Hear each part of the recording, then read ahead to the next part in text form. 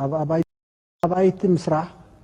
أبايت مسرح أبزي سمرة ترى زي سمرة إرترا خوينا دلنا نقول يوم جركاز مرة على إرترا لما لسني إذا أنت سريع عند الواقع زاوتي أبي دلوا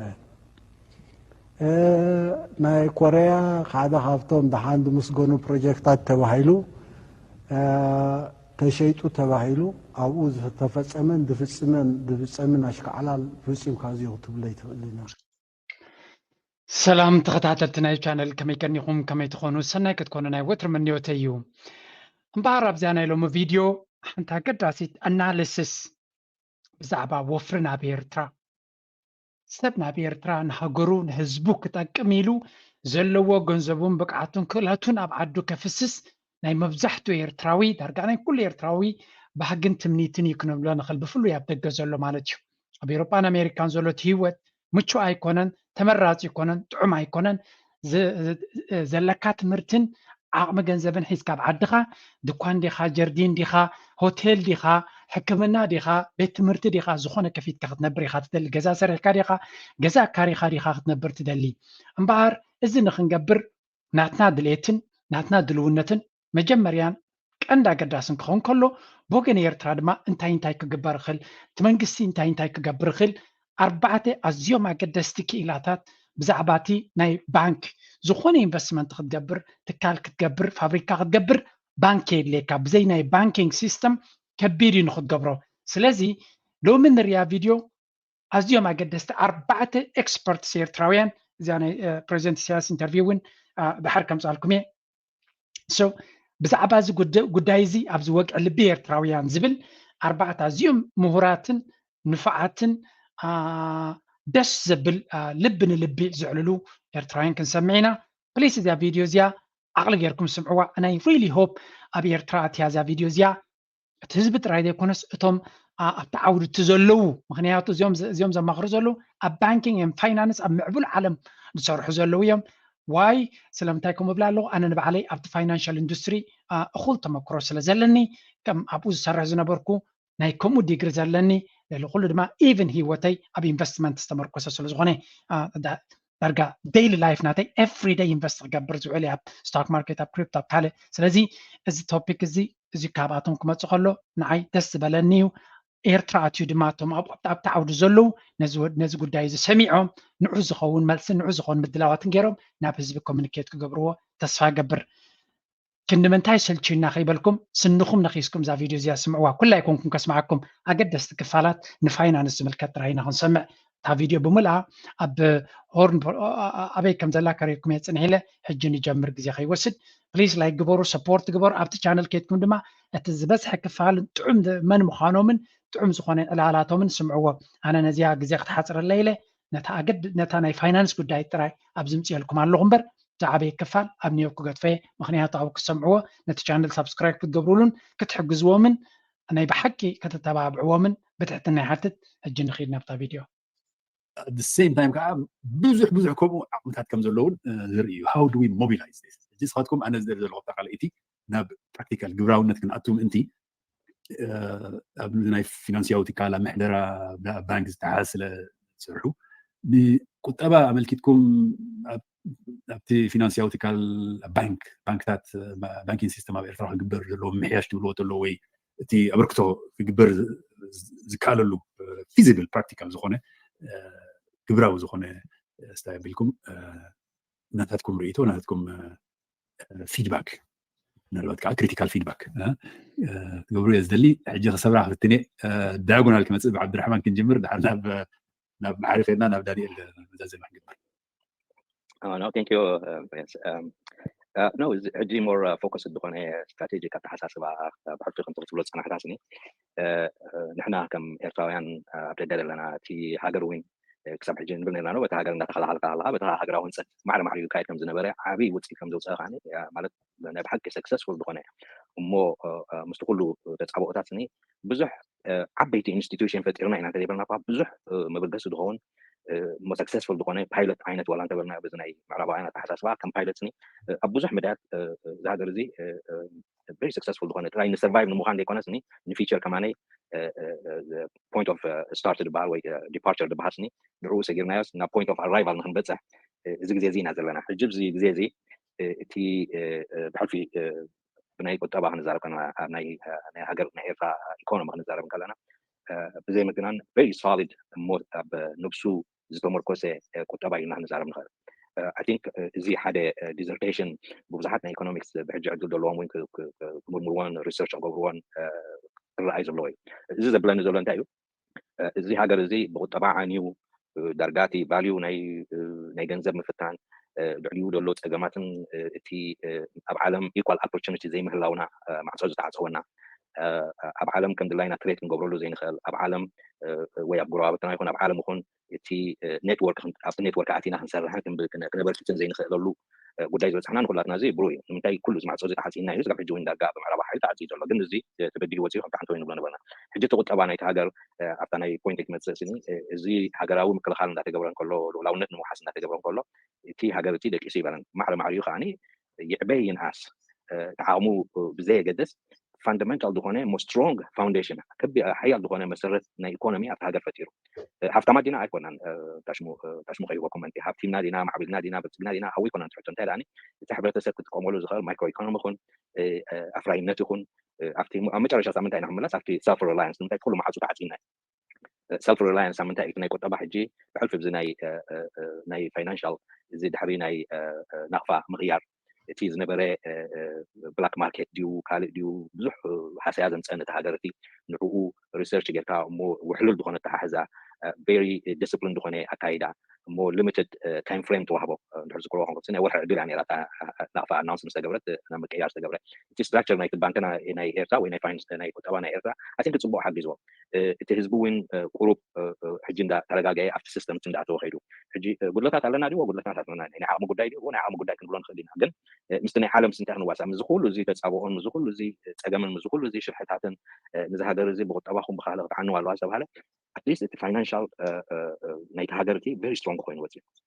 እሞ ምስቲ ኩሉ ፀገማት ዘሎ ኣብቲ ከባቢና ንሪኦ እንድሕር ኣለና ስኒ እቲ ቫልዩ ናይቲ ከረንሲ ኣብቲ ከባቢና ዳርጋ ቫልዩ ናቱ እንዳወደቐ ክኸይድ ከሎ እቲ ቫልዩ ናይ ኤርትራ ክሪኦ ከለና ግን ቨሪ ስቴብል ዝኾነ ቫልዩ ዘለዎ ዳሽሙ ኢኮኖሚ ኢና ንዛረብ ዘለና ሕጂ ነዚ ከመይ ጌርካ ሞደርናይዝ ንምግባር ናብ ዓለም ዳሽሙ ክነብል ናቱ ቻለንጅ ኣለዎ እንዲ ብድኾታት ኣለዎ ናቱ ፀገማት ኣለዎ ግን እዚ ሕጂ ዝመፅእ ዘሎ ዓንተ ወይ ብሩህ ይመፃኢና ክብል ከለኹ ስኒ እዚ ሕጂ ናይ ዓለም ለውጢ መፅኡ ዘሎ ንዓና ከመይ ይጠቕመና ክእል እንታይ ረብሓና ካው እንታይ ጎዳና ካው ማለት ስኒ ፕሮ ኤንድ ኮንስ ኣናላይዝ ምግባር ኣገዳሲ ይመስለኒ ንዓና ከም ሓደ ረብሓ ክሪኦ ዝኽእል እንታይ እዩ እቲ እንኮ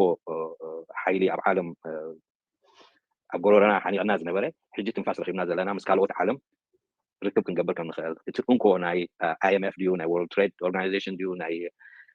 ካልእ ናይ ዓለም ትካላት እሞ ብውሕዳት ሓይሊ ኣብ ዓለም ወይ ከዓ ከምቲ ኣብ ሃገርና ዝበሃል ሰብ ፍሉይ ረብሓ ንዙ ሓኒቖም ሒዞሞ ዘለዉ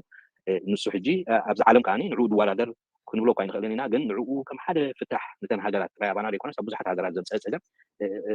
ቻለንጅ ጀሚሩ ኣሎ ሕጂ እዚ ቻለንጅ እዚ እዘን ሃገራት እዚአን እንታይ ጠቂሞን እንድሕርካ በቲ ከረንስናታተን ከማን ሓደ ሕጂ ትሬት ክገብራ ጀሚረን ኣለዋ ሞ ቬሪ ኢንፍሉዌንሻል ዝኾነ ሃገራት ፅልዋታት ዘለዎን ሃገራት ብናተን ከረንሲ ካብቲ ናይ IMF ድዩ ናይ ካልእ ድዩ ናይ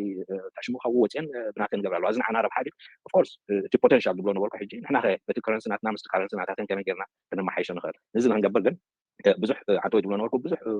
ሪሰርች ዝተገብረ ብዙሕ ዝስራሓሉ ብዙሕ ኣድማዒ ውፅኢት ዘምፀአ ኣብ ሃገርና ብዙሕ ኣይዝረበሉን እዩ ምናልባት ኣይነስተባሃለሉ ንኾን ግን ብኣካል ከይካ ክትሪኦ ከለካ ኣብቲ ናይ ፋይናንሻል ሴክተር ብዙሕ ኦፖርቹኒቲ ኣሎ ሞደርናይዝ ንምግባር ንዕኡ ዓብይ ቃልሲ ከድልየና እዩ ዓብይ ፎከስ ከድልየና እዩ ድሕራይ ዓባይ ኣገዳስነት ከዓኒ ሃው ዱ ዊ እቲ ኔትወርክ ናይ ኤርትራ ፋይናንሻል ኢንዱስትሪ ምስቲ ናይ ኣውትሳይድ ብሕልፊ ምዚ ናይ ጎደጎና ናይ ማእኸላይ ምብራቅ ናይ ፋር ኢስት ኤዥያ ገለ መለስ ሊንክ እቲ ክንፈጥሮ ክንከል ኣለና ሕጂ ናይ ኣቑሑት ምፍጣርን ገለ ድሕራይ ማዕረ ማዕርዮ ዓንተ ወይ ንዛረብ ነርና ኣፍራይነት ኣብ ኤርትራ ከመይ ኣሎ ነርና ኣፍራይነት እያ ፎር ሳም ኤክስተንት ንዓና ድኸውን ኣፍራይነት ፅቡቅ ኣለና ንስና ክኢልና ኢና ገለ ኩሉ ነገራት እዚ ፍራይነት እዚ ሕጂ ከመይ ጌርና ዲቨሎፕ ጌርና ከኒ ከመይ ጌርና ኤክስፖርት ክንገብር ንኽእለሉ ጥራይ ዘይኮነ ከዓ ማኒፋክቸር ንገብረሉ ዓንተ ወይ ንብል ነርና ወለዶ ሓደ ወለዶስ ናቱ ታሪክ ይሰርሕ እዚ ዝሓለፈ ወለዶ እዚ ዋርሳይ ካሎ ሕጂ ከማን መንደላይ ኩሎም ታሪኮም ሰሪሖም ገና ኣውፅኡ እዮም እዚ ኢቮሉሽን እዚ ክቕፅል እንድሕር ኮይኑ ኮንሲኮንስሊ ንሱ ተተሓሒዙ ክኸይድ እንድሕር ኮይኑ ከዓኒ እቲ ተጠሪዩ ዘሎ ሞያ ኣብ ደገ ኣብ ውሽጢ እዚ ደገ ዘሎ ንዕኡ ተሓዊሱ ከዓኒ ኣይ ቲንክ ነዚ ናይ ፋይናንሻል ኢንዱስትሪ ክቕየር እንድሕር ኮይኑ ወይ ንዓና ረብሓ ክንጥቀመሉ ረብሓ ሃገር ናይ ኤርትራ ክሪኦ ከለኹ ከዓኒ እቲ ተጀሚሩ ዘሎ እዚ ናይ ወስት ዘሎ እዚ ክዕረ ተስፋ ንገብር بارتو مسوخينا هنسرح تسفى نقبر قلنا بتسفى تعيك نبرة يخلنا معلم عليه خاني زلوتني حالة مسيدو له مسوخ خاني سرح خلها عبد ما تزلق جزيز أنا وش كمان اندحرتي بوليس لا تعطون كيرام الرأيهم كيرام بارتنرشيب يجبرون بحكينا مسير فراوي دي انجيجمنت زي نسرح حالس نقوله I think stable دخونه process عميت لنا الحمد لله في هذا الرأي حاجة هذه تاخد كم دخل دبل كاسني بحال فتيناي بانكين سيستم تي بانكين سيستم نتنا دحانيو كنبل نخل جن مور مودرنايز المقبر كلي صراحه يكون كلي صراحه يكون ترى منغستي غورنا منغست خمس غورنا تراي بحال يكون هاني معك مويا ويانا بدقلو لوين ابو تخبر خلو لهم تبع حساب ديو انت بدي ديو انت ب بيست براكتسز شير مقبر مسحدر ديو تاسك فورس مفتار ديو حتى تاسك فورس بتكاوين نعو كم يجروا نزي تشالنجز وين عالم دلوين او كنسرح دلنا كونتريبيوشن ناتنا قليل يكون او تعامل لنا عبد جها تزلوا مويا وين نعو كدر عزغل نتنا وش تقدر عزغل سي عبيد راح تصات نخلينا زبالو تي بزعبا نايكال نايكريدن نايكال كنزارو ولا نخلينا جن I think up 2014 2024 معناتها especially زي غودوبنا ولا دلنا the hand stability كن عند حجمنا سني تي ناي كوميرس ويكا ناي تريد ويكا ناي فاينانس مستخبابيناتو مكرو دولن مستعاقبناتنا دولن نعو مودرنايز جنا سني حجيب قلت في سرحلو مهاني سبيد اوف لايت داخلنا مستي بحرفي سيدر بحر دولو غودوبنا عند حرينا سني تي financial institution atom very strongly so how we can assimilate مسو assimilate كنا جن principle ماتنا دحزن كايدانا دولون تي accountability دولون تو كله فتوى ما كايدانا بي trustworthy بومن دغنا كايدا دولنا جن مسوخه خمي جنا لينك فتره تا نتورك تي عندها تفتيرا تراي فاينانس ليكونا غاني ولا اقل ناي كوميرشال بزنسز وين فلو نخجبر سني ناي بحال تي عبي opportunity عبي افرت بيننا زلو ايموني عبد قدلنا دلو مويا ويان كاترا ناي فاينانس ليكونا كله تفعل مويات step up نقبل كنت لنا ناخذ بيه جرم lot of food for thought there جينا دانيال نمسامونا بمحاري مزازم هنقبر لنا ثانك يو راح هو بحكي كان زي عبد الله صنحسي تحلل نجاري اتس نوت عاب حتى لو عاب مسل لي مالك رسل هاله ግን ቀልጢፍና ቁር ወስደና አንፈታሲ እንታይ እዩ ለነዚ ኮስሆሉ ዘለ ተኮይነ ምርጫ ኣለና እንታይ ማለት ወይ ከምዛ ዘለና ያ ጽቡቅ ኣለና እሞ the only way to go ከምዛ ዘለካ ያ ነዚ ከምዛ ዘለና ያ ተኸድና ነዚ ዝመጽእ ዘሎ ናይ ኣብ ቅድሜና ዘሎ ብድሆታት ከማን ክንምልሶ ንኽእል ኢና ሕጂ ባይ ዴፊኒሽን እንታይ ይኾን ዘሎ ለውጡ ናይ ለና ይኾን ዘሎ ዛይክ ናይ ተሓሳስባ ኩን ናይ ኣሰራርሓ ኩን ገለ ኩን ከምዛ ዘለና ያ ሓንቲ ተቀየርና ንኽእል ዝብል ሰብ ወላ ሓደ የለን ከምዚ ገሊኦም ከምብሉ ገሊና ንቀየር ንብል ዓይነት ኣይኮነ እቲ እንታይ ዳድብል ዘሎ ክንከይድ ከለና ክንቀየር ከለና ሓድሻት ተሓሳስባ ክነምፅእ ከለና ምስ ዓለም ምስቲ ኣብ ቅድሜና ዘሎ ኣዳፍ እናገበና ክንከይድ ከለናስ ከመይ ኢልና ንኸይድ ዝብል ተሓሳስባ እዩ ሕጂ ኣነ እዚአን ኣብ ክልተ ከም ምርጫ ዝብለን ዘለኹ ክልተ ቀምጠ እንደሊ ሓደ ወይ principle centered ወይ ካዚ ideological ኮንካ ከምዚኣ ትኮን ትግባእ ፌር ትበሃል ነገር ከምዚ እዩ ፍትሒ ትበሃል ከምዚ እዩ ሓቂ ትበሃል ከምዚ እዩ ግን remember ዝኩሉ definition ናይ ፍትሓዊ ድኹን ርትዓዊ ድኹን ገለ ነናቱ ሰብ ትርጉም ክህቦ ግድን በተኻል ኣረኣያ እንታይ ትኾን ዘላ ሪያሊስቲክ ምዃን እዩ ያ ከምኡ ፅቡቅ ነይሩ ግን እዛ ዓለምና ከምዚ ዓለምና ትኸዳ ኩሉ ግዜ ሕጂ እውን ከማይ ክትከይድ ስለዚ ምስኡ ትኸይድ ምስኡ ፊት ትገብር ከዓ የለና ማለት ሕጂ ሓንቲ ፊሎዞፊካል ወላ አይዲዮሎጂክ ድብሎ ዘለኹ ንቕፅ ዝበለ ዓይነት እዩ عشنات هيكون نقول زندي يلوس قال حجي سي نحن نقول شط مع انت بهال زي ما غيار قال له خمسه اب ايديو اوكي ابناي دانيال صنيعلنا كملساينا اقداسيت كريتيكال كونستراكتيف زخونه كريتيسيزم سلا زخونه مخا اقداسيت ابزوانزي لك كمزي مرر زبل مدهانيت كونسل تخل اسك قدميا لك كمتا ناي عبد الرحمن صنحت ناي محاري لك عبد فاينانس تمركز سلا زخونه نابا كنسغرنا شعونا بدانيال كملسينا So listen, صبوا غيركم أسوألكم سمعوا please like جبروا كيتكم أبغى سمعوها. حراي درجة بصوتي بتن قات نخيفهم يوم عبد الرحمن تبغيروا تنخيفوا له دانيلون أبتناي capacity building خلنا ما تاجي تراخوا إنها تتأنه من ثالث وقتنا practical وخلنا سكون تهون وسيز بالحساب تنيحو تبغوا ريتو تاتيم أنا أبتي بوليسي زيادة مجمريا كنت أكتر أنت هجيتي ماكرو بوليسي أسرحنا له زحل في درجة 3 عام تبي يقولوا له سمنا بعد مخلص كديو خلهون قم ككم تلاتو أبتي رشة أكون أبتي دستري أبتي محبرون تمرتون مراي ننت سيكتر زميلكتو نجمع نزق كل سيكتر زي كرخب زخل كمتني خا تي بلادن بلوتي جنزبي مولتي مودة نتي نقدي هو نتي شري هو نتي مسنع هو نتي كل نجارات كاي نزي بلاد كوين زكايد جنزب زكايد خا فاينانشال انستيتيوشن قالت له أنا مالتي بانك سالو ناي كريديت يونس كنا معبد نخل نسبة ናይ ሞርጌጅ ፈርምስ ከነ ማዕብል ንኽእል ኢንቨስትመንት ባንክ ኢንቨስትመንት ዴቨሎፕመንት ባንክ ኮን የራትና ሓንቲ ኣምኖች ብራንች ይሮሪ ነብራን ግና መስመራ ነበረት ፈልጤ ካልእ ሴንትራል ባንክ ለና ነዚ ሁሉ ዝቆጣፀር ኮመርሻል ባንክ እውን ኣለዋና ብራንች እውን ኣለውን ኮመርሻል ባንክ ወላ መስመራ ይተርፍ ብዙሕ ብራንቻት ነይረና ነዚ ዝወርኩሉ ሶ ደሓን ዝኾነ መበገሲ ፋይናንሻል ኢንስቲትዩሽንስ ኣለዋና ስለዚ እቲ ዘድሊ ዘሎ ሕጂ ነቲ ፕራይቬት ሴክተር زياده عدل مهابي مالك زيركا زي ناي انسنتيف غداي مالتي برايفت سيكتور موتيف له ناي ربحه ايشو نازي قبل دي زوفرو نغرات له انتو يتسكان يركا إلاس تي ناي فورين دايركت انفستمنت تبيلو ايمتصنيو حدتي ناي زلنا ناي سلام بلج او وشتي ارترا زتامامن برغصت ناي قدام تصنحه اسكف خنتات نيريو جن او وشتي ارترا كل بيت عدمه سلام كم زلو يزارغ ولا بصح تعدو ترخبهم زوبخا براكتيكال ويكا فيرست هاند انفورميشن او وشتي ارترا سلام كم زلو زي زي يتابعي مالتي قالت ناي توريزم شجر درفتحنا اول مسؤتي فورين دايركت انفستمنت كمصنا خيلي ويكا فورين كارنسي كنركب نخيلينا اذا انت دعمتي منغست خبرو زخل اجي نتي فاينانشال لاندسكيب لنا زلنا جكاتي بانكتات كريديت يونيونز مسؤ زخيلتي ناي اي تي ام ماشينز بتتاو نتن بانكتات متبع بعبيت محنقو نزو كل خوينو كفتحلنا زغلكات نا انترنت حدك مالتي ኢንተርኔት is very important ኣብዚ ወንዚ ካብ ራስ ሜራ ክሳብ ቃሩራዊ ክሳብ በዓል ፀሮና ዮም ሓጀር ዘሎ ኤሪያታት ብኢንተርኔት ክራኸብ ክኽእል ኣለዎ እዚ እንተ ደኣ ተገይሩ እተን ባንክታት ናብ ስጡም ዝኾነ ምውህሃድ ወይ ከዓ ሊንጌጅ እንዳፈጠራ ክኸዳየን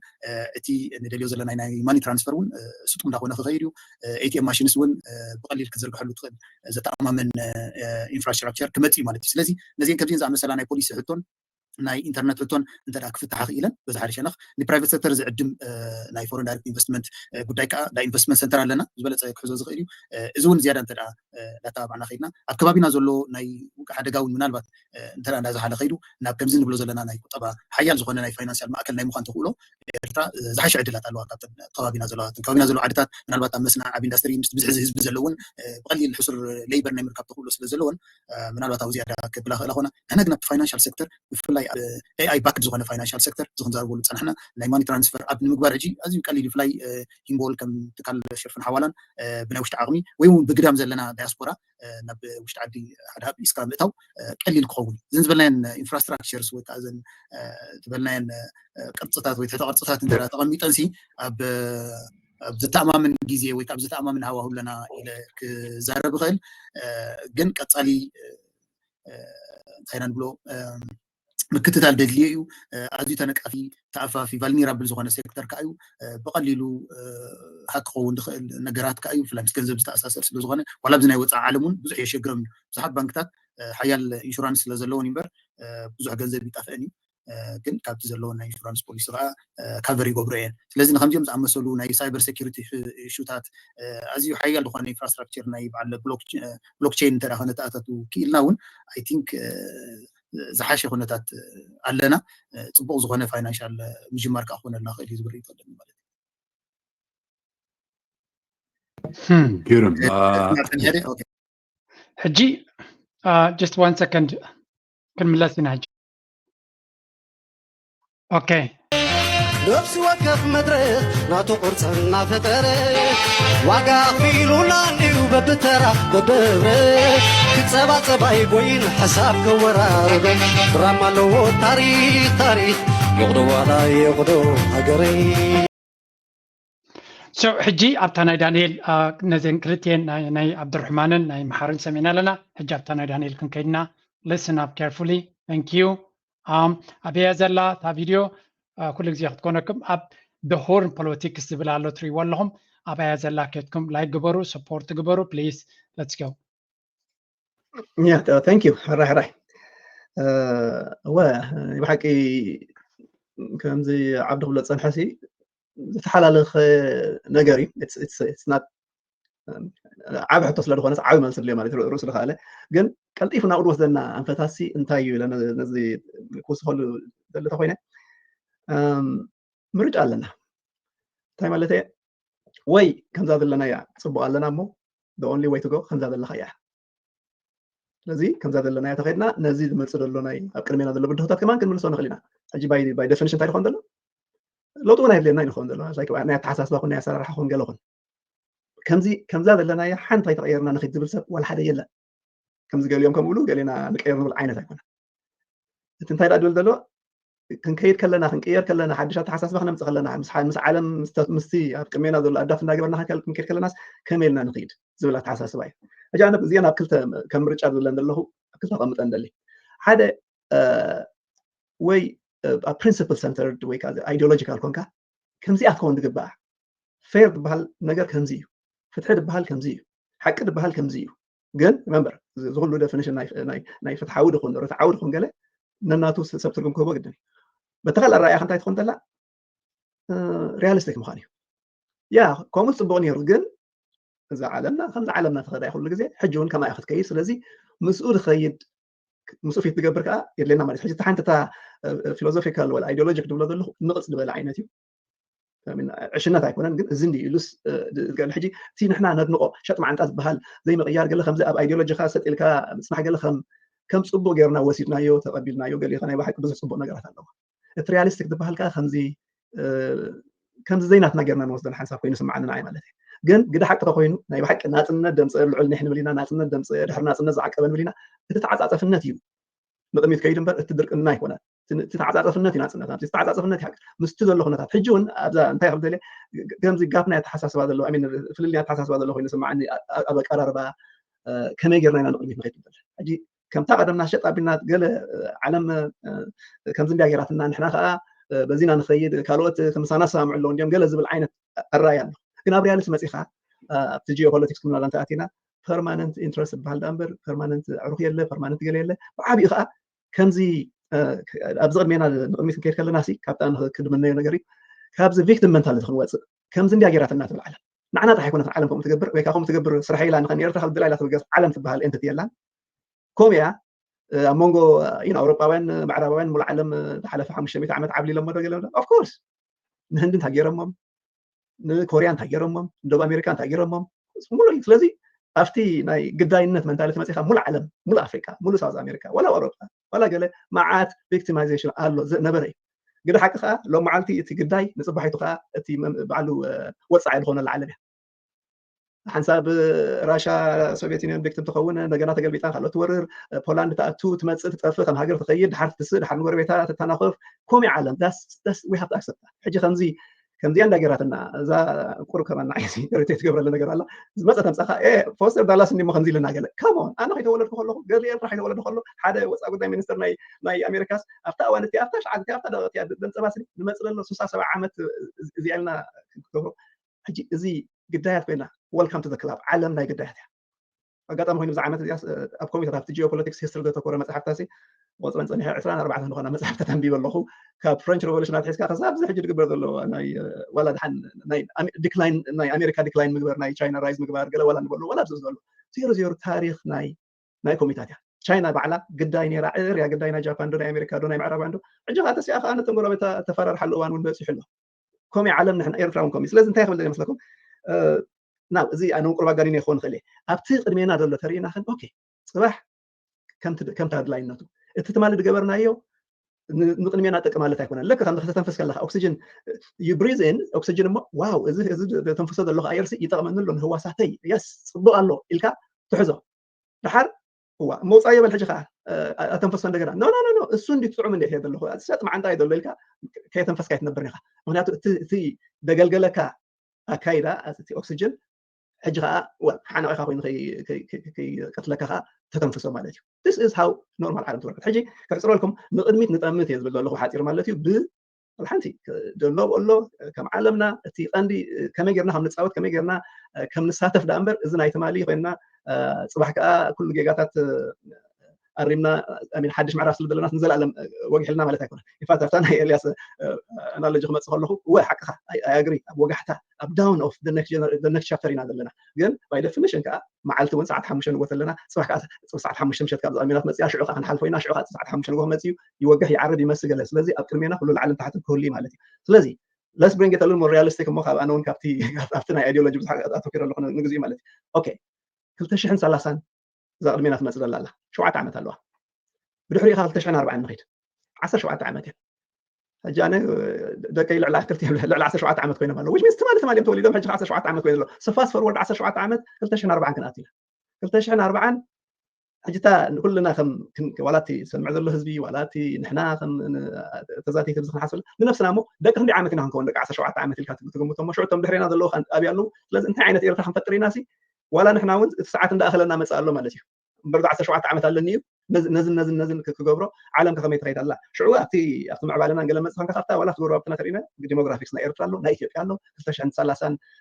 كندي مليون كبصحيهم كلتشان 4 كندي مليون كبصيهم حجي انت يا مثلا مو عالم تكالات فلا بتكنولوجي بديموغرافيكس ناي تخبابينا دولو لو قلعتن قال كان احنا غنشتري هاجر استراتيجيك لوكيشن تقمطنا سلازي تي دل عينة معبالن دليو ناي قطباديو كم ناي لكجري كونه ناي ناشونال سيكيورتي ويت معبليخا وي حزبخا تطرن فيها وي كتطفيخا مثلا مالك حجه او مصيناسي بتكنولوجين بقطبا ولا فاينانس سيستم بانك سيستم كم زبلكايو نخنقبر تخوينا حنت طرح دلاتا تطيرنا حزبي of course زغم كله ناي بحق بزد عقاب كافت اوكسجين تنفسد ولا هاجراو ندلو تي ريلا سيلف ريلاينس دلو تي تقولوا كاندو اتيتيود دبلدلو تتخيلنا له وندرفول حجون ابات خوينا تمسا تقند اساتنا تاي دخون دلو ترخو وينا دخل عقم سب طرح مالتي حجي تمهر سب تكنولوجي دلو وسب امو كله ويكعب خلصي معاسي خلع عد وصي لا وصا الخيد معاسي ابقى كل عد زنبر دبل ديك ونس ابي رتراخو في لس نزل الم حدا ريغيره ناي وصا بهال غريفه يوسي حزبي ده معبل دبل نمغبار مالتي حجي لك خمزي امريكان دريم نبلو مس قالت تحزي ايرتران دريم كا صار حجي نمنلو اين امنلو يعبي يمهار قال قبل شو خلينا نجرب عد وص زبلي مورا تناي ناتناي هيوتو تناي بيرسونال هيوتو طبوريو كالنا صنتو دي قال انت كما حيش لسنتي كازي اسوص على ندل لا يرفع حجي زيها لس ريفرس ات نون دوس يدلو هو صسي اتدلو دغ تعامتا دلو زقله دلو زقله نوش تخمدا ات مغبار ማለት ስለዚህ ንምድምዳም ኣብ ህዝባት ክብየር ፍራንተ ዳእትያ ትደሎ ከይወፅእ እቲ ወፂ ደሎ ክእከብ which means resource wise ንውሽጢ ብጠመተ ማለት እዩ እዚ ከዓ ክህሉ ተኮይና ከዓ ሽዑ of course ኣብቲ ናይ ቁጠባ መፅካ ስራሕ ክትፈጥሮ ኣለካ ስራሕ ክትከውን ተኮይና ከዓ ዜረን ክልተ ነገር እዮም ሓደ ናይ ኤነርጂ ናይ ፀዓት ነገር እዩ ምክንያቱ ኩሉ ኢኮኖሚ ደስ ይለካ ይደልካ ኤሌክትሪሲቲ ምስ ድኸ ይሽዑ ቴክኖሎጂ ገለን ክልካ ተኸለይት ከዓ ናይ ፋይናንስ ገንዘብ ወይ ኣብቲ ገንዘብ ከዓ እቲ ደገ ዘሎ ኢንቨስት ክገብር ዝኽእል ውስ ከም ኤርትራውን ከም ሃገር ብዙሕ ኣማራፅታት ኣለዋ ሃብታም ሃገር እያ ገለ እሱ ከዓ ባዕሉ ርእሱ ዝኽእል ክምስል ሕጂ ኣብዛ ሰዓት እዚኣ ንኩሉ ክነብፅሓሉ ስለንኽእል ብየኒ ጅምር ተትብሉኒ በታ ኣቲቲድ ንሕና ቪክቲም ኣይኮናን ካልኣይ ከዓ ህዝብና ኣኪብና ቅድሚ ሕጂ ካብኡ ነበረ ምዕራፍ ናቱ ምዕራፊ እዚ ሕጂ ዘለና ምዕራፍ ከዓ ናይ ህዝቢ ምዕራፍ ኢልካ ትደገ ዘሎ ከም ድኣቱ ትውሽጢ ዘሎ ከም ድወፅእ ከምዚ ንወፅእ ከም ዘይትምነ ጌርካ መሓዝያ ተድልየና እሞ እዚ እንተተመሊሰን እቲ ካልእ ባዕሉ ኢትስ ጃስት ክምለስ እቲ ናይ ባንኪን ሲስተም ድዩ ናይ ካልእ ንደልዮ ምዕባለ ዲ ገለ እዚኣ ጥራሕ ተድልዮ ከምዚኣ ክብል ደሊ ኣንዊሕኩም ከይከውን እንዳተሰከፍኩ እየ ኣንዋሕከን ስኻውን ተወሳኺ ፉድ ፎር ቶት ከመይ ኢልና ክንትርጉማ ኢና ኣብ ትግርኛ ሕጂ ምናልባት ብዙሕ ኩላሶታት ንሓሳብና ዝኸውን ዘራጉድ ወይ ነቲ ወግዕ ልብና ዘህብትም ሓሳባት ኢኹም ክልቲኹም ሂብኩም ዘለኹም የሳይዱ ኣግሪቲ ቪክቲም ሜንታሊቲ ደቂ ካብኡ ክትወፅእ ትክእል ኣለዋ ቀፃሊ ነቲ ኮሎኒያል ሲስተም ዝወረዶ ግፍዕን ሕጂ ዘሎ ዓለማዊ ስርዓት ናይ ምዕራብ ዓብል ኦፍኮርስ ኣንፌር እዩ ንኣፍሪቃ ደሊብረትሊ ኣብ ድኽነት ተሸሚማ ከም ትኸይድ ክገብር እዩ ፀኒሑ ግን ካብኡ ወፂና እቲ ንሕና ትሕቲ ቁፅፅርና ዘለዋ ኣብታ ናይ ፕሬዚደንት ኢሳያስ ደጋጊሙ ዝብላ ዝፈትዋ እንታይ ክንገብር ንኽእል ኮራፕሽን ክንወግድ ኣለና ጋሕማት ምሕደራ ካብቲ ፅንጋዕተኛነት ተላቂቕና ነብስና ክንክእል ፅፉፍ ሰራርሓ ዓቕምታትና ሞቢላይዝ ጌርና ጓሳቢስና ወዘተ ወዘተ ሲ ኣብቲ ቀፃሊ ቪክቲም ሜንታሊቲ ክንገላገል ክንክእል ኣለና ኤርትራ ጥራሕ ሲኮንስ ብሙሉ እቲ ኣህጉር ኣፍሪካ ስለዚ እሳ ገዳሲት ነጥብ እያ እታ ናይ ፎስተር ዳላስ ዝበላ ወይ ቅድሚ ምውላድና ገለ በለ ኤግዛክትሊ እዛ ነጥብ እዚኣ በስመራ ሓንቲ ናይ ኣሜሪካ ኤምባሲ ስታይም ክብላ ሰሚዐ እያ ኣለኹ የስ ትኾነ ግን እቲ ታሪክቲ ከዓ ኣይተቀየረን ገና እቲ ፖሊሲ ሪማርካብሊ ኮንሲስተንት እዩ ናይ ኣሜሪካ ፖሊሲ ነዊሕ ይጓዓዝ እዩ ቅያረ ወይ ምዕባለ ተራእዩ ተዝኸውን ኣብዚ 80 ዓመት እኮ ከምኡ ኣይመበለናን መብዛሕትኡ ግዜ እቲ ንደጋግሞ ናይ ኣርባዕታት ስታይሲ ኣርባዕታት ሓምሳታት ስሳታት ሰብዓታት እቲ ተፃቦስ ገና ኣይቀፅል ኣይባተኸን ክሳብ ሕጂ እውን እያ ናይ ፖሊሲ ናይ ኣሜሪካ ሕጂ ዘላ ኣብ ኣባይቲ ምስራሕ ኣብዚ ኣስመራ ጥራይ እዚኣ ኣስመራ ኤርትራ ኮይና ዘላ ንገሊኦም ጀካ ኣስመራ ኤርትራ የለን ማለት እዩ እዘን ተሰሪሐን ዘለዋ ገዛውቲ ኣበይ ዘለዋ እየን ናይ ኮርያ ሓደ ካብቶም ብሓንዲ ምስገኑ ፕሮጀክታት ተባሂሉ ተሸይጡ ተባሂሉ ኣብኡ ዝተፈፀመን ዝፍፀምን ኣሽከዓላል ፍፂምካ እዚኦ ክትብለ ይትኽእል ኢና ጤሳ ተዋሂቡ ተባሂሉ ብዛዕባ ምስ ጤሳ ተኣሳሰረ ናይ ምድንጋርን ናይ ምውቕዓን ናይ ስፔኩሌሽን ኣሽካዕላል እዚ ኢልካ ደረቱ ክትዛረበሉ ትኽእል ኢና ጤዛ ወሲደ ኢሉ ን500 ትርብዒት መሬት ብናይ ጨራሩ ዝመስል ገዛውቲ ብሰርቪስን ብጋልእን ዘሎ ኣሽካዕላል እቲ መሬት ኮ ዋጋ ኣለዎ ከም ንሪኦ ዘለና እዚኣ ክንሰምዓ ከም ፀናሕና እዛ ቪድዮ እዚኣ በቲ ሓደ እንታይ ክግበር ይኽእል ኣብቲ ዓውዲ ፋይናንስ መጀመርያ ዓብድርሕማን እታ ሃገር ኣብ ከመይ ኩነታት ከም ዘላ ኣበይ ደረጃ ከም ዘላ ብትክክል ክገልፀልና ርዩ ቁጠባ ኣበይ ኣሎ እንታይ ተገይሩ ናበይ ገፅካ ክኽየድ ይኽእል እንታይ ፅቡቕ ኣሎ ኣበይ ሃጓፍ ኣለና ነቲ ብዛዕባ እታ ሃገር ኣቲንክ ፅቡቕ ዝኾነ ሓበሬታን ስእልን ሂቦ ማለት እዩ እቲ መንግስቲ እስትራቴጂ ናቱ ከመይ ከም ዝነበረ ካብ ኣምሓር ተቐቢሉ እንታይ ገይሩ ነቲ እንታይ ክግበር ይኽእል ብፍላይ ኣብቲ ዓውዲ ፋይናንስ እንታይ ዓይነት ሲስተማት ክንጥቀም ንኽእል ብኸመይ ክንብጋስ ንኽእል ነቲ ፕራይቬት ሴክተር ብኸመይ ከተሳትፎ ትኽእል ብዘይ ደም ኣካላትና ክንቀሳቐስ ኣይክእልን እንድሕር ኢልና ብዘይ ገንዘብ ድማ ቁጠባ ክንቀሳቐስ ኣይክእልን ስለዚ እሱ ንምግባር እቲ ካልእ ኩሉ እንታይ ክግበር ይኽእል ኣብቲ ዓዲ ዝነበረ ሲስተምስ ምስ ሕጂ ዘሎ እገዳ ጥራይ ዘይኮነ ቅድሚ እቲ እገዳ ተቕርፂ ነይሩ እዩ ሰረት ነይሩ እዩ ስለዚ ከመይ ጌርካ ካብኡ ተበጊስካ ነቲ ነገራት ከተንቀሳቐሶን ዳግም ክትሃንፆን ትኽእል ክብልፀን እዩ ዳንኤል ድማ ብሰፊሑ እቲ ማይንድ ሰት ክቕየር ኣሎ እታ ኣተሓሳስባ ክቕየር ኣሎ ኢሉ ምክንያቱ ብዙሕ ግዜ ስለ ዝተወፅዐት ኤርትራ ብዙሕ ግዜ ስለ ዝተዓመፀት ከምዚ ናይ ውፅዐ ቋንቋን ኣካይዳን ክንገድፎ ክንክእል ኣለና ቪክቲም ሜንታሊቲ ይብልዎ እወ ተበዲልና ኢና እወ ኣሜሪካ ጌሳትና ግን ኣሜሪካ ነዚኦም ጊሰዮም እየ ክሕሶም እየ ኢላ ኣይትሓስብን እያ ስለዚ እንታይ ክትገብር ኣለካ ከምዚ ፐርማነንት ፀላኢ የለን ናይ ሓዋሩ ፀላኢ የለን ኩሉ ግዜ እቲ ረብሓዩ ቀፃል ነዝቕፅል እምበር ፀላእትን ፈተውትን ፀላእትን እናተቀያየሩ እዮም ዝኸዱ ስለዚ እንታይ ማለት እዩ እቲ ዓለም እናተቀያየረ ስለ ትኸይድ እቲ ዘሎ ኩነታት ከም ሪያሊስቲክ ከምቲ ንሕና እንደልዮ ከምቲ ንሕና ንሓስቦ ዘይኮነ ከምቲ ዘሎ ኩነታት ርኢና ምስኡ ክንከይድ ብፍላይ ተሓድሽ ወለዶ እዚ ዓይነት ኣተሓሳስባ ከምፅእ ኣሎ ብዙሕ ተወፂኣ ኤርትራ ብዙሕ ተዓሚፃ እያ በቲ ሲቲ ዓለም ድማ ተሓያል ነቲ ንእሽተይ ናጨፍለቐን እናቐጥቀጠን ዝነብረላ ዓለም ኢና ዘለና ሰርቫይቫል ኦፍ ዘ ፊተስት ዝብልዎ እዚ ካብ ኮነ ስለዚ እታ ናይ መወዳእታ ናይ ዳንኤል መደምደምታ ፅብቕቲ እንታይ እያ ነይራ ካልእ ኩሉ ተሪፉ ኤርትራ ህዝባ ካብኣ ከምዘይሓድም ኣብ ዓዱ ራእይ ዘለዎ ነዛ ዓዲ ኣብዛ ዓደይ ተወሊደ ተማሂራ ዓብየ ነዛ ዓደይ ኣገልጊላ ነዛ ዓደይ ኣልምዐ ኣብዚ ክኸውን ቦታ ዝብል ኣተሓሳስባ ክንገብር ኣለና ምስ ዓበኹም ዝተምሃርኩ ናብ ኣሜሪካ ወይ ናይ ኤውሮጳ ከይደ ዝብል ነዛ ኣተሓሳስባ ክንቅይር ኣለና እሱ እንተተቐይሩ ካልኣይ ድማ ትደገ ዘሎ እቲ ኣብ ውሽጢ ዘሎ ኮፍ ኢሉ ኣብ ዓዲ ክሰርሕ ተጀሚሩ ትደገ ዘሎ ድማ ክሰሓብ እዩ ምክንያቱ ደርፊ ናይ ዓዲ ዝሰምዕ ፊልሚ ናይ ዓዲ ዝርኢ ኩነታት ናይ ዓዲ ዝሰምዕ እቲ መንግስቲ ድማ ነቲ ዕድላት ወላ ብንኣሽቱ ፕሬዚደንት ኢሳያስ ክዛረቦ ፀንሐ ኣብቲ መሬት ምስ ተዋሃበ ገለመለ ዝግበር እዚ ቁፅፅር ክግበረሉ ኣሎ እቲ መንግስቲ ትክክለኛ ቁፅፅር ክገብር ክኽእል ኣለዎ ሕጊ ምውፃእ ጥራይ ዘይኮነ እቲ ዝወፅእ ሕግታት ድማ ንምትግባር እውን ስራሕ መንግስቲ ክኸውን እሱ ብሓፈሻ ግን ትራንስፎርሜሽን ነቲ ህዝቢ ዘሳትፍ ንዑ ዝዓድኹም እዩ ስርሑ ዕድል ሃቡ ዕድል ፍጠሩ ንኣሕዋትኩም ንቤተሰብኩም ስርሑ ንዓኹም ኮይንኩም ንካልኦት ኩኑ ዝብል ብተደጋጋሚ ፃውዒትን ልክዕ ምስኡ ዝኸይድ ድማ ፖሊሲታት ዕሪኻ ምስቲ ዘሎ ኩነታት እቲ ዘሎ ፀገም ድማ ብንፁር ገሊፅካ ከምዝን እዩ ዘሎ ፀገም ስለዚ እዝን እዩ ዘሎ ብግልፂ ምስ ህዝብኻ ክትዛረብ ተጀሚርካ እቲ ህዝቢ ድማ መይ ብኩሉ ሕራይ ከይብል ክእል ግን ሕራይ ዝብል ህዝቢ ክህሉ እዩ ስጉምቲ ዝወስድ ህዝቢ ክህሉ እዩ ተበግሶ ዝወስድ ህዝቢ ክህሉ እዩ ስለዚ መንግስቲ ኤርትራ እዚ ዓይነት ተበግሶ ብተደጋጋሚ ክፍትን ክኽእል ኣለዎ ልክዕ ከምዞም ካልኦት ኡጋንዳ ድያ ሩዋንዳ ድያ ካልኦት ንደቂ ዓዶም ዘይኮኑስ ንካልኦት ንዑ ዕድል ክንፈጥረልኩም ኢና ቪዛ ፍሪ ክንገብረልኩም ኢና ከምዚ ክንገብረልኩም ኢና ናበሉ ዝልምኑ ዘለው ልክዕ ከምኡ ድማ ኩለን ሃገራት ናይ ዓለም እየን ዱባይ ኣብ ዓድኹም ከለኹም ቪዛ ክንበካ ኢኖም ዝብልካ ኣብ ስዊስ ከለኻ መንበሪ ፍቃድ ከይከድካ ከለኻ መንበሪ ፍቃድ ክንበካ እዝን ተማሊእካ ከምኡ ኢማራት ኩሎም ስዑድያ ሕጂ ከምኡ ሓድሽ ሕጊ ኣታታትው ኣለው ካልኦት ሃገራት ፎሬን ኢንቨስተርስ ናይ ካልኦት ገንዘብ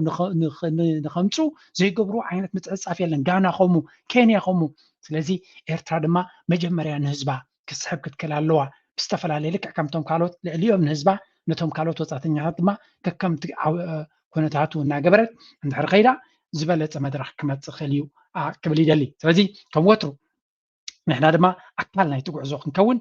ድልዋት ክንከውን ኣለና ኣካል ናይቲ ጉዕዞ ምዃን ማለት ከንታይ ማለት እዩ ድልውነት ክህልወካ ኣሎ ውልቃዊ ሓላፍነት ትወስድ ኣለካ ንዓኻን ስድራኻን ብገንዘብ ብትምህርቲ ብብቅዓት ብሞያ ድልውነት ክህልወና ኣለዎ እናበልኩ ናይ ሎሚ ኣርእስቲ ኣብዚ ኩዴ እዛ ኣርእስቲ ኬትኩም ፕሊዝ ኣብታ ሆርን ፖለቲክስ ትብል ቻነል ኬትኩም ራእይዋን ስምዕዋን ኣብ ኣላ ብዝበለፀ ኣነ ድማ زي كفال زي طقمكم تخوني إلى جريا لا جبر سبورت جبروا نابلكوا عبز خودي تصبغوا نفلتو نتشاينا مجمريا سمانياتا تشايناويان أف سدد زنبرو اتهم عندما بقسنا عبيتا كم زخونو بخمين تحريلكم مجمريا نفسه كف تشايناوا أف سدد كله جنزبو بعقباب حيزو أبزي اللي كي حششة أكيبون ينفس نجبر سلسلة هاي أب سمانياتا تكون طباق غير مجمرة كل جنزبو من تشاينا ينفس جرم لا نايدق حيلونه هدليا كالاي دما ناي بيزنس امر سلز نبرم بيزنس لز فلتو زنبرو اب عدم كيدم لومي تزبلص بيزنسات ناي تشاينا تشايناويان يمزوننوا اتسالساي دما ننبسومن ندقومن كل غزي اب تمرتي اتوكيروم سلز خدو زنبرو اتزدلك كاب اوروباوያን امريكاوያን بقليلو اب حصير غزي تماهيروم نيوروباوያን امريكاوያን كمرحوام جميرهم አለው ካብ አቶም ተማሂርና ሕብረተሰብና ንኽንሃንጽ ክንብጋስ ኣለና ንዑቅ ሕግዝ ዝኽል በዓቕ ማይ ዘዳልፎ ኮርስ ኣለና ንተቐመሉ ብለኩም thank you very much هاجري لبي سمنيو حلمي دهنتيو بلتكي معرفتي بعيني كريو طعمك اسمعني كويساي لمينيو عدى يا بدمية إلى ناقريو عدى يا بدمية إلى ناقريو طعمك اسمعني كويساي لمينيو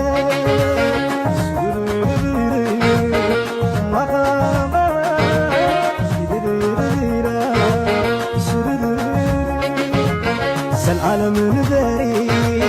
ناتنا دفتري أفريقيا ويتكوكو أدقى يحباحي نبري ناتنا مخركي وشفاين كاكي ناتنا دفتري يريترا يعدي العالم نبري